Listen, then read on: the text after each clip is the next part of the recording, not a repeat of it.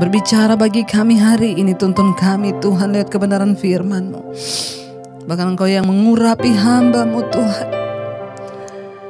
Terus Bapa sampaikan isi hati-Mu, bahwa kami jadi hamba-Mu yang berkenan padamu, yang berkenan di hati-Mu.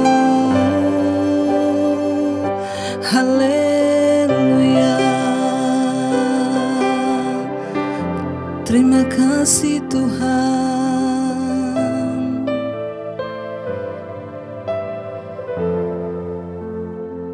Terima kasih Bapa untuk pagi hari ini. Terima kasih buat pemeliharaan Tuhan, penyertaan-Mu sepanjang malam yang sudah menjagai kami, membentengi kami. Terima kasih Bapa, bahkan Engkau memberikan kami hari yang baru, nafas yang baru, hidup yang baru, untuk boleh kami nikmati pada hari ini. Sebelum kami memulai segala aktivitas kami rindu mendengarkan firman Tuhan. Biarlah hidup kami, tindakan kami, pikiran kami, hati kami dilandasi oleh kebenaran firman-Mu. Berbicara bagi kami, sampaikan isi hati-Mu, urapi hamba-Mu yang tidak ada apa-apanya. Kuasa Roh Kudus menyertai setiap kami. Dalam nama Tuhan Yesus kami buka hati bagi firman-Mu. Haleluya. Amin, amin, amin. Iya, shalom saudara yang terkasih dalam nama Tuhan Yesus. Ya, kita berjumpa lagi di pagi hari ini saudara. Kita bersyukur karena Tuhan yang memelihara kita, Dia menjagai kita, bahkan Dia membangunkan kita pagi ini dengan tidak kurang suatu apapun. Biarlah firman Tuhan menjadi landasan dalam kehidupan kita, bahkan perilaku kita setiap hari. Baik, pagi hari ini firman Tuhan terambil dari 2 Timotius pasal yang pertama. 2 Timotius pasal yang pertama ayat yang ke-12, ayat 13 dan 14 saudara. 2 Timotius 1 ayat 12 berkata, "Itulah sebabnya aku menderita semuanya ini. Tetapi aku tidak malu, karena aku tahu kepada siapa aku percaya. Dan aku yakin bahwa Dia berkuasa memeliharakan apa yang telah dipercayakannya kepadaku hingga pada hari Tuhan." Rasul Paulus berkata di ayat yang ke-12 ya, 2 Timotius 1 ayat yang ke-12, "Itulah sebabnya aku menderita semuanya ini." Dia sedang menceritakan bagaimana penderitaannya karena memberitakan Injil, memberitakan tentang siapa Yesus. Tetapi dalam semua penderitaan yang dia alami, dia berkata, "Tetapi aku tidak malu." Dia dipenjara, dia disesah, dia difitnah, dia berkata, "Tetapi aku tidak malu." Ya, ini kuncinya saudara. Rasul Paulus bilang, "Tetapi aku tidak malu." Ya, karena aku tahu kepada siapa aku percaya, dan aku yakin bahwa Dia berkuasa memeliharakan apa yang telah dipercayakannya kepadaku hingga pada hari Tuhan. Saudara, menjalani penderitaan, mengalami tekanan di dalam hidup kita ini adalah biasa. Ya, namanya juga hidup, pasti ada masalah. Ya, bahkan orang yang senang, orang yang kaya tidak akan selamanya kaya. Ada saatnya roda kehidupan itu berputar. Ya, tetapi masalahnya adalah ketika kita menderita itu, kita menderita karena kebenaran atau karena dosa. Rasul Paulus, dia menderita karena kebenaran di dalam hidupnya, karena dia memberitakan Injil, memberitakan nama Kristus. Dia disesah, dia dianiaya, dia difitnah, dia dipenjara, bahkan dia dipukuli. Tapi dia berkata dalam semua penderitaannya itu dia tidak malu. Kenapa? Karena dia bilang, "Aku tahu kepada siapa aku percaya." Ternyata pengetahuan dan pengenalan kita akan Tuhan itu akan menentukan sejauh mana kita ini bisa mengatasi masalah dan persoalan dalam hidup kita. Orang yang mengenal Tuhan, orang yang mengetahui dan mengenal benar siapa Tuhannya, dia akan mendapat kekuatan, dia tidak akan malu, dia akan tenang menghadapi setiap tantangan dan proses dalam kehidupannya. Kenapa? Karena aku tahu kepada siapa aku percaya. Ini adalah pernyataan iman yang sangat luar biasa. Dengan lantang dia berkata, "Kenapa aku tidak malu dengan penderitaan di hidupku? Karena aku tahu kepada siapa aku percaya." Seringkali ketika kita menderita, mungkin ada orang berkata, "Di mana Tuhannya?" Ketika kita ditimpa oleh satu musibah, ya banyak orang loh saudara yang malu untuk bersaksi loh.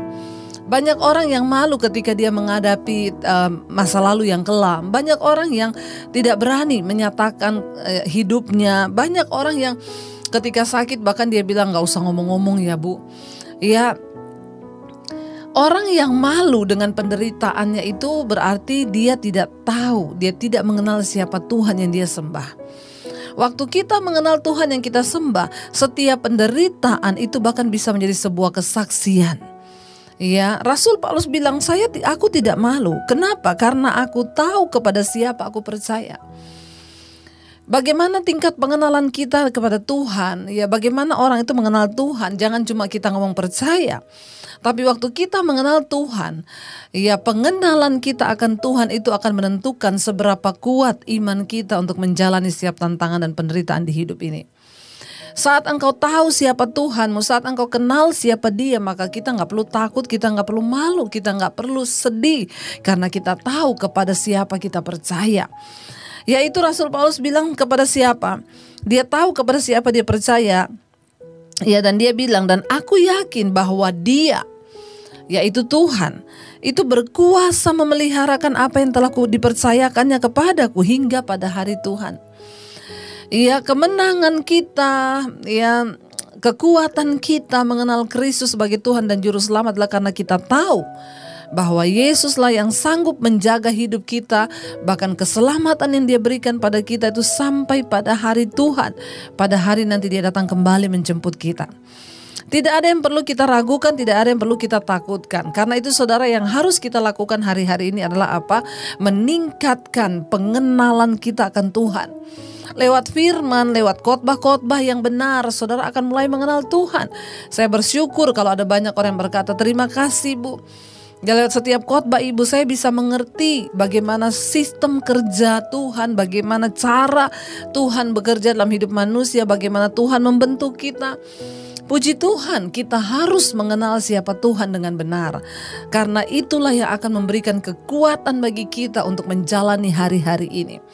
Ya, terus dengarkan firman, terus bangun kehidupan dalam doa, terus bersekutu dengan Dia. Semakin engkau mengenal Tuhan, semakin kuat imanmu, semakin engkau berani menghadapi tantangan, dan engkau tidak akan pernah malu. Karena engkau tahu kepada siapa engkau percaya, yaitu kepada Dia, Kristus yang berkuasa memelihara keselamatan yang sudah Dia percayakan kepada kita hingga pada hari Tuhan nanti Dia menyatakan dirinya. Ayat 13 berkata, peganglah segala sesuatu yang telah engkau dengar daripadaku sebagai contoh ajaran yang sehat, dan lakukanlah itu dalam iman, ya, dan kasih dalam Kristus Yesus, saudara, ya. Rasul Paulus mengingatkan, ya, peganglah segala sesuatu yang telah engkau dengar daripadaku itu sebagai contoh ajaran yang sehat, dan lakukanlah itu dalam iman dan kasih dalam Kristus Yesus. Ya, apa yang harus kita lakukan setelah kita mengenal Kristus dengan benar? Lakukan ajarannya, lakukan firman-Nya. Pegang itu, jangan sampai ada yang mencoba merampas, ya, itu daripada hidup kita. Jangan sampai ada sesuatu yang mencoba menggeser iman kita daripada Kristus. Setelah engkau memiliki pengenalan yang benar akan Tuhan, maka peganglah segala sesuatu yang telah engkau terima. Lewat pengajaran, lewat khotbah-khotbah yang benar, pegang itu. Ketika masalah datang bertubi-tubi, ketika tantangan datang, pegang firman Tuhan. Katakan, aku percaya, aku punya Tuhan yang berkuasa memelihara hidupku sampai pada hari kiamat, sampai pada hari Tuhan datang nanti. Aku percaya bahwa Tuhan itu berkuasa. Aku mengenal Dia dengan benar. Dia Tuhan yang tidak pernah meninggalkan. Dia Allah yang turut bekerja mendatangkan kebaikan atas hidupku. Saudara, pegang dan lakukan, kata Rasul Paulus. Firman Tuhan bilang, ya, peganglah segala sesuatu yang telah engkau terima daripadaku sebagai contoh dari ajaran sehat, yaitu firman Tuhan, dan lakukan itu dalam iman dan kasih dalam Kristus Yesus. Bukan cuma pegang, lakukan itu di dalam iman. Iman tanpa perbuatan adalah iman yang mati. Tetapi iman disertai dengan perbuatan adalah iman yang hidup. Dan orang-orang yang beriman serta memiliki perbuatan iman itu, melakukan firman itu, mereka yang akan melihat penyertaan dan pertolongan Tuhan. Saudara, ya, Rasul Paulus bilang, pegang apa yang ada padamu, pegang ajaran yang sehat, pegang firman Tuhan, lakukan firman itu.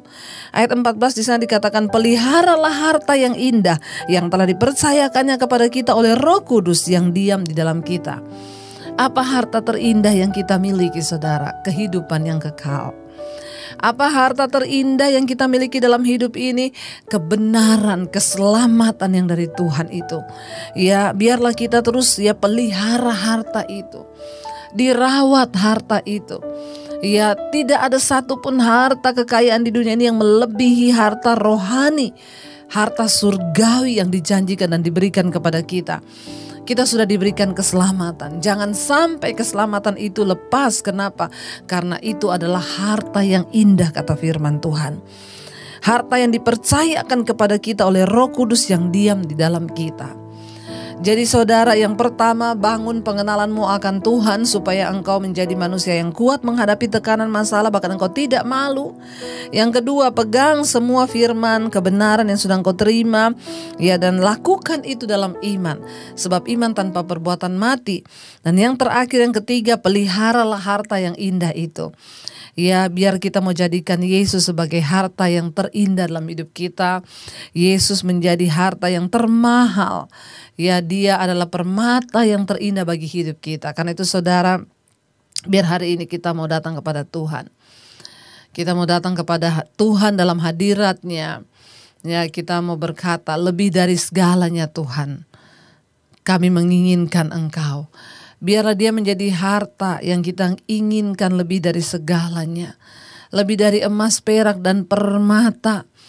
Lebih dari barang-barang yang mahal kita menginginkan Kristus. Pegang hidup yang kekal itu. Jangan biarkan masalah, penderitaan, tekanan membuat kita kehilangan keselamatan kita. Karena kita memilih untuk tidak taat, kita terdesak. Alkitab berkata, benih yang ditabur di tanah berbatu-batu. Ketika firman Tuhan ditabur, ya, maka ada semak duri, batu-batu menghalangi benih itu tumbuh karena kekhawatiran, dosa, keinginan dunia. Jangan biarkan saudara, harta yang indah itu hilang dan diambil dari kita. Biar kita mau bilang pada Tuhan hari ini, lebih dari segalanya Tuhan, kami inginkan Engkau lebih dari emas, perak, dan permata.